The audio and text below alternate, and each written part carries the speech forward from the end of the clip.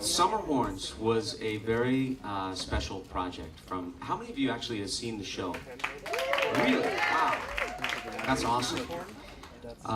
We had the greatest summer. It's probably the best summer I've had, certainly in my recent memory. Of course, now that I'm 50, I don't remember much. But this was just great. It only gets better, right?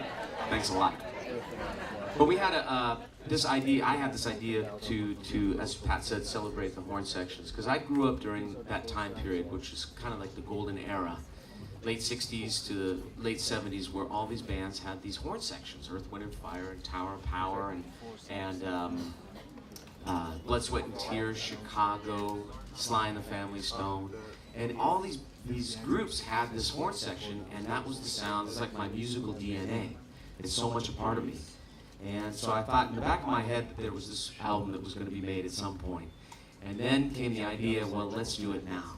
And instead of doing it with trumpets and trombones, like you would normally think of a horn section, I thought maybe this would be cool to have a different sound, maybe do it with just saxophone players. And that's when I made 3 very important calls. And my first call was to Mindy Abair, and she said, I am in. And then I called Gerald Albright, and he said, I'm in. And then I called the great Richard Elliott, and he said, he's in. And so the 4 of us, we decided to make this project, and we talked about it a lot. We had conference calls. We all known each other. The 4 of us had known each other for a lot of years, but we had never actually played together. Until the first day of recording, we sat in that studio, stood actually side by side, and when we had our first recording, we listened back, and we all breathed out such a sigh of relief, because there was this sound coming back at us that was like, holy crap, that's our sound. That's the Summer Horns sound. And we made this record with Paul Brown. Paul Brown was our producer, did a beautiful job, and I know we have a lot of Paul Brown fans. He was with us last year. And then we went on tour, and we put together, the 4 of us put together a really fun, kick-ass show that really knocked us off our chairs, and also the audience, and had such a great time. And it's very rare for us. That's what makes these cruises so special. It's very rare for artists, because we usually are traveling around with our own groups, and it's very rare for us to be traveling saxophone players together. I remember one car ride where I was the chauffeur. I was chauffeuring Gerald Albright around for a day, and it was my great pleasure. I mean, I wasn't actually chauffeuring. He sat in the front.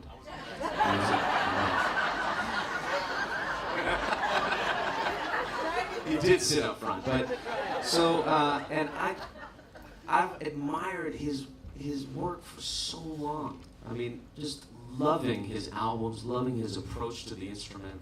And here I was alone in a car without any distractions for about 3 hours, and I must have asked you. Thank God you were such a nice guy. You let me ask every question imaginable, and he was so nice enough to answer. And then Can I just say something about that day? Yeah. Because you guys got to the show, and they'd been in the car together for 3 hours, and Dave has asked Gerald all these questions. So you get into the dressing room. I'm sitting there, eating chips or something, and they pull out their horns, and they're playing this note that doesn't exist on the saxophone. You're playing the high E, and Gerald's showing him the fingering, and they're doing it. And I'm just looking like, wait, why wasn't I in that car? I felt so left out. I'm like, but wait, what's the fingering? I'm missing a note now. You guys have the note. What about me? So I put the chips down, and it was this fest of saxophones playing higher than dogs can hear. And we had a couple people in the back, and that's Gerald Albright, right? And we're trying to learn because we love Gerald Albright, but there were people backstage, like walking by going, ah! Ah! But the fun thing too was our dressing room. Occasionally the 4 of us would share a dressing room, and even if we didn't, we always sort of seemed to congregate together. We were like little puppies or little kittens on the road together. It was really like a love affair. And so the sound of 4 saxophone players in a practice room was really special to us, evidently, only to us. Yeah. I will tell you this, that we did eat like kings and queen on this tour, and it mostly had to do with, primarily due to Richard Elliott, because this is a guy, I don't even know how he knew all these places, these legendary places, these barbecue places and these Mexican places. He was just everywhere that we went, and he would drop it in my ear, just like he'd come up to me and just sort of say, you know. He would always start like that. You know, Dave, if you wanted to, it's only 35 miles out of the way. But, you know, if you want to, the best barbecue is over there in Oakland. So we went to every one of them too. Every suggestion of Richard Elliott, you know, this is weird. This is just not right, because when talking about the Summer Horns is 4 saxophone players, not 3 saxophone players. Wouldn't it be great if Richard Elliott were here? Wow, and there he is. Wouldn't it be great, Lo and behold, if Richard Elliott were on the ship? make some noise.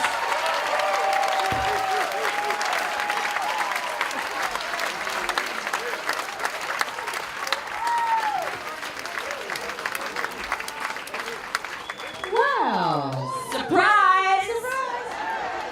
And we got some more surprises for you too before we're done. But we have a lot to do in a little bit of a time, so I'm going to ask for you guys' cooperation. I'm not going to ask a lot of questions because I want you guys to be able to ask some. And don't y'all want to hear some music? Pat, I'm sorry. I woke up and I was on a ship. I drugged you. That And was I got weird. you here. I woke up this morning, I was on a ship. And my wife was next to me. How did you pull that off? We drugged you too. How many of you actually knew that Richard was on the ship? Oh my God, worst kept secret in the world. Oh yeah, They recognized him when they saw him. it went viral. But I gotta say too, I haven't seen Richard since the day that we got on this ship, and I have to tell you, you look like $5 million. He has never had like this kind of vacation. He's not done anything for the last 3 days. This is his first formal Well, wait. reveal. I've been doing something. Oh, okay. Now we're getting down to the nitty gritty. Okay. What? TMI. Going to the buffet. What'd you think I meant? You brought What up have you food, been right? doing? You know, Dave, they've got really good Indian food up in the buffet. Had that. The doll is nice up there, yeah. Very nice. We can all go. Well, I tell you what. When they, I was very fortunate to be at their final rehearsal before they left for the tour, and I'm telling you, it was awesome. I mean, I was like as close as I am to you right now. This is where I was. I got some of it on my iPad, which I'll be happy to share with you whenever you want. But we did an interview with each one of them, and what I did was to have them talk about each other and what they loved about each other's style. And what I'd like to do right now is to revisit that after having spent the entire summer together. I would love, and we're going to start with you, Gerald. Well, as for Dave, it's really special to have shared the stage with you so many different times this summer. We had been talking about this for a few years. On previous cruises, we'd be backstage like, wow, how can we get together and do something? And then it came to fruition. And prior to that, we had been friends for 2 or 3 decades. I think we did maybe 1 or 2 sessions together, one being Dolly Parton years ago. And that's when I had hair.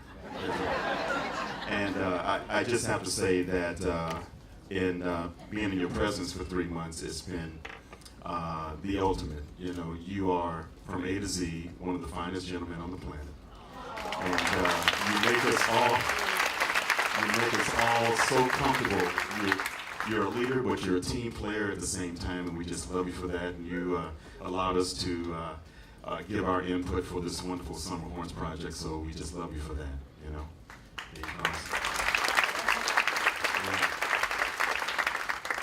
Mindy Abair.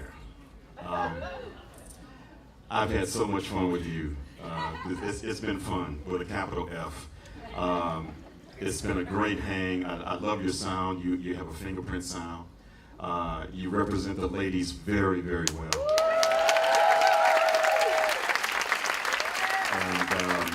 And it's just been really, really great sharing the stage with you and just being side by side, grooving with you. you know, and We got some dance moves now. yes, we do. Yeah, I used to only have 2 dance steps. Now it's up to 5. So thanks to you. So Mindy, give her.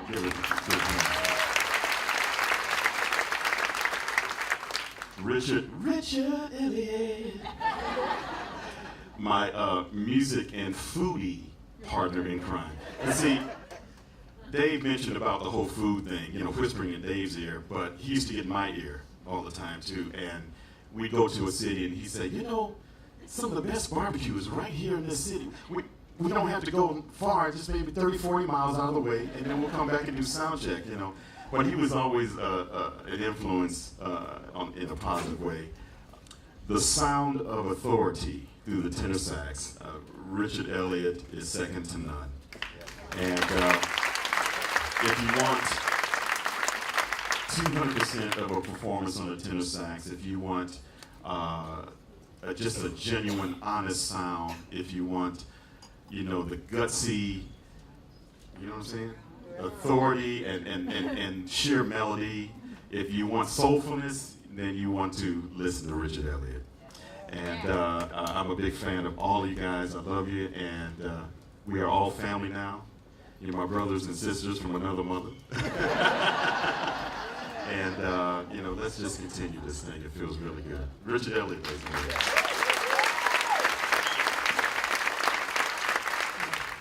Okay, I'm not going to go for you first, though. I'm going to go Richard Elliott, because we were just on you. Gerald said something that I thought was the best thing about Richard Elliott. He goes, if I come back in another lifetime as something or someone, I definitely don't want to come back as Richard Elliott's tenor saxophone.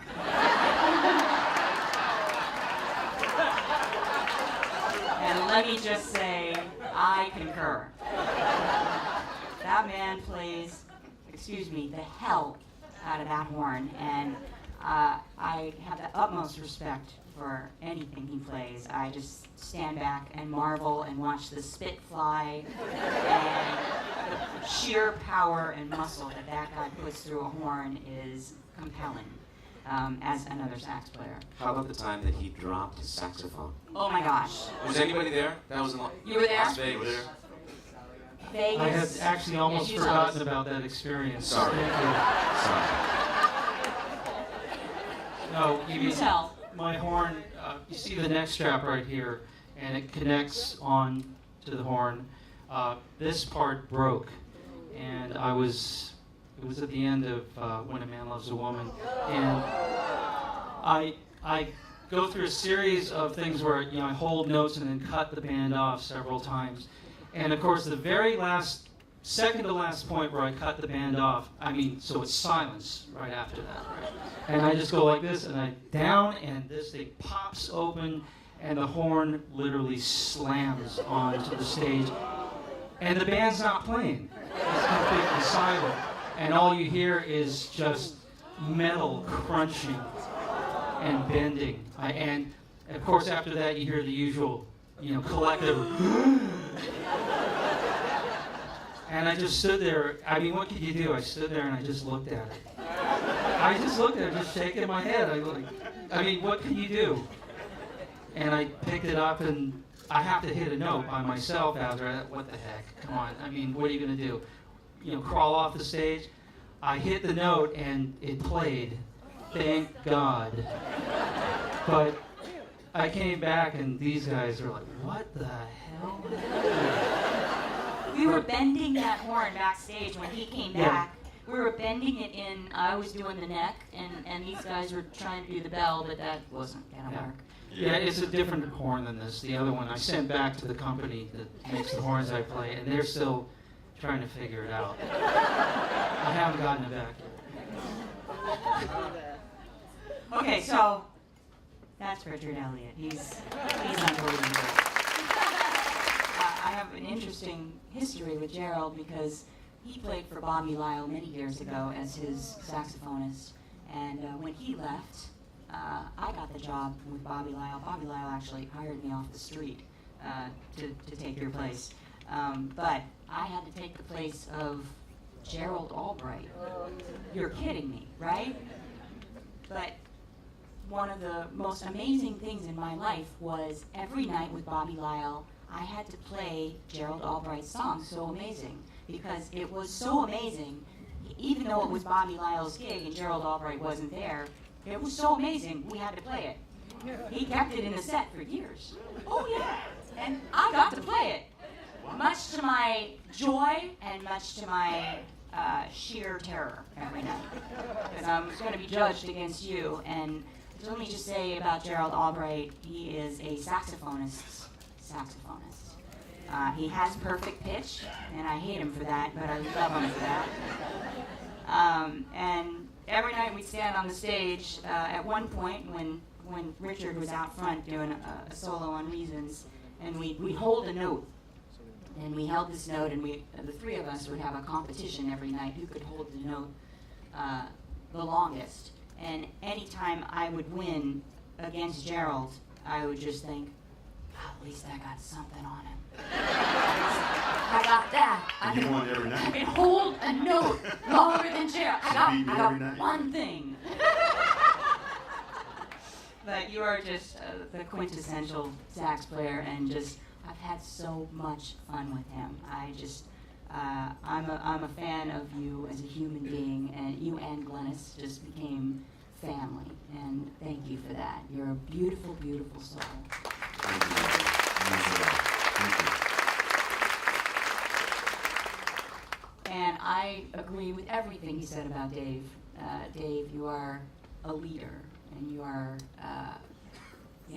a solo artist, but you include everyone, and your true beauty comes out with all the love that you share, and you shared it with us, but you then share it with everyone else. We all become a part of your world, and that's a beautiful talent, apart from playing the saxophone, and I admire it so much, and I have patterned a lot of who I am on that love and compassion and that sheer light that you shine on people. I just think it's a really beautiful, beautiful thing, and that's why a lot of us are in this room. So there's that, but then there's your saxophone playing. So not only are you this beautiful person, but you never play a wrong note, and I hate you for that. I don't know how he plays perfect notes and is up like this. It's on every page in the book, this thing, right back there. But he's actually playing the note while he's in that position. And I don't know if you've tried it. Someone can use my sax and try and play a note. I can't do it. So you are an absolute flawless sax player, but a really beautiful soul. So thank you. Couldn't be prouder to be up here with you. When you do maybe a project like a recording session, or maybe one collaboration show, maybe two, it's cool, and you meet each other and you get to know each other to some extent. But when you do a whole recording together, a whole project that takes many, many weeks to do, and something like this, which was very challenging on many levels. I mean, it's not just a matter of playing the song, but it's a matter of locking in and creating a unique, singular sound. And Dave talked about that earlier. There's some of it comes from that level of musicianship. We've all been doing this a number of years. But at the end of the day, it's about stripping off the pretense and really kind of bearing your soul in many ways, musically and personally. At the end of the day, you go out on the road for 3 months. There's no pretense. This is who I am. And the amount of generosity, and that's really what it is. It's musical generosity. It's spiritual generosity. It's just this. It's love is what it is. And when it clicks, there is nothing like it. And these are 3 amazing musicians, but amazing human beings. And I feel so fortunate to have been a part of it. It's something that is very hard to describe. And I'd like to think that anyone in the audience, when you have that kind of feeling and unity on a stage, that it's contagious and the audience feels it. And hopefully those of you who were at the show felt that. And if you did, I just want you to know that wasn't put on. that is really what's happening up here. I mean, there's a tremendous amount of love and respect that came out of this project. And we all knew each other and loved each other and were friends. But this was such a special, special experience. Yeah. Oh, I'm sorry, I'm going to say one more thing. Aside from Dave's amazing musicianship, I have no idea how he does that and all of this. But he pulls it off. I still don't know how he does it. It's amazing. So everything that's really been said already, all I can say is that people have asked me, how did you choose the three other saxophone players? And that was one of those things, I don't even remember choosing them. It was such an obvious thing. These three are the ones. They were the first three calls. They all said yes. And as I mentioned before, we didn't actually know until we were in the studio that it would work. But I just kind of ping-ponging from, you guys were at the gospel show? Some of you were at the gospel show? Sometimes you just have to throw it up there to whatever it is that you believe in and trust. And this was a trust factor for me. I just trusted that these three names that popped into my head were the right three names. And I was pleasantly surprised and very, very happy that it worked out beyond my wildest dreams to share the stage with three phenomenal, as it's been said, three phenomenal human beings and also three incredible saxophone players, each with their own very distinct personality. I mean, there is only one Gerald Albright, and he shines through. And there's only one Richard Elliott, and there's only one Mindy Abair. Everybody's voice shines through when you hear it. If you listen to the album, you can hear all of us individually. But then, when we play together, it's not like we disappear, but the fact that we've all been soloists for many years, collectively, we've added up how many years that we've been playing the saxophone. 150 years. 150 years we've been playing the That's saxophone. true. You're laughing? It's a real number. That's a real number. You guys are aging well. Thanks. So you put that experience into a sound like a unit, a blend, and then the four saxophones kind of just blend together. We just got lucky. It was right. And the sound of four unique sounds coming together as one blended unit, that was the magic that we somehow stepped into. And that's been the magic since the first day that we got together. So And we're the lucky ones because we get to enjoy it the summer mornings. So we had, just real quickly, we had three wonderful arrangers on the CD. I mentioned Gordon Goodwin. We also had Greg Adams, who was the principal horn arranger for Tower of Power, did half the album. And then we also had Tom Scott, who, great saxophonist himself, a saxophonist, and he did all of the Steely Dan and Paul McCartney and all the Quincy Jones records. And then there were two songs that Mr. Gerald Albright arranged for us. And I have to say that those two songs were my favorite to play. Incredible arranger, adding to his list of that long laundry list of things that he could do, an amazing arranger. Here is a Gerald Albright arranged version of Stevie Wonder's classic, You Haven't Done Nothing. You guys provide a little backbeat since we have nothing to do.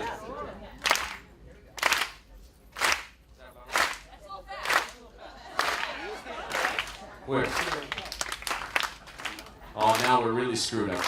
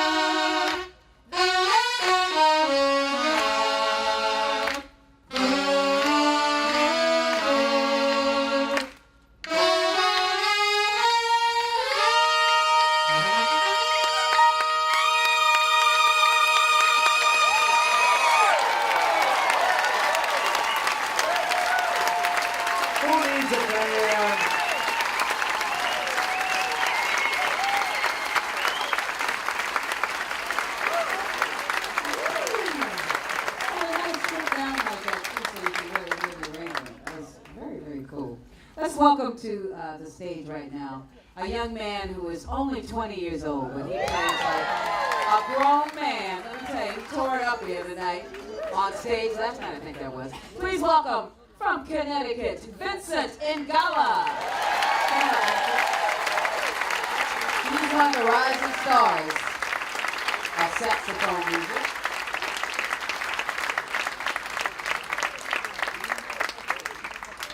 Oh, you didn't know you were supposed to be ready, Vincent? That was your big intro.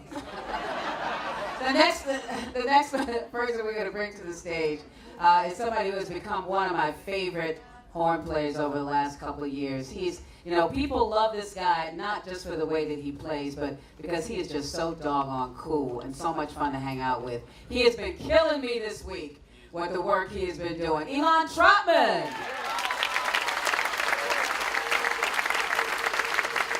They were so mesmerized by you guys. They weren't ready to get closer. And I remember a number of years ago, a tribute to Grover Washington Jr. in Washington, D.C.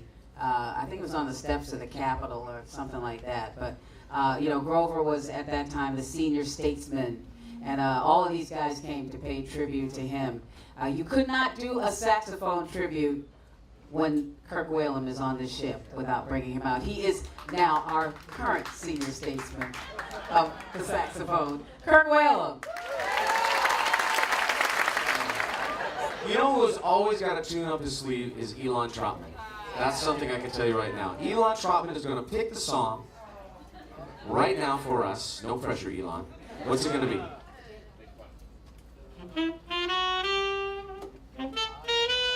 See?